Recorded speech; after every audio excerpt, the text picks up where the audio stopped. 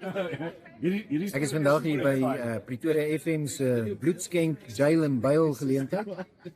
Ek is toegesluit in die tronk en ek gaan hier bly totdat ek genoeg bloedskenkers kry wat hulle naam in die hoed gooi, my naam in die hoed gooi om my uit te bail vandag.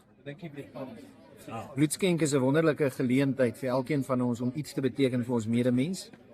En elke persoon wat bloed skenk kan potensieel 3 lewens daarmee red. So is 'n wonderlike verdienstelike geleentheid en daarom is dit vir my lekker dat ek vandag eintlik saam met ons opponente in die verkiesing kan deelneem in hierdie proses. En alhoewel ons mekaar opponeer in 'n verkiesing en meeding vir die meeste moontlike stemme, kan ons ook van tyd tot tyd saamwerk oor iets lofwaardigs, iets goeds en iets waarmee ons die wêreld 'n bietjie beter kan maak. So kom Loftespark toe. Dit is vandag tussen 9 uur tot laat vandag.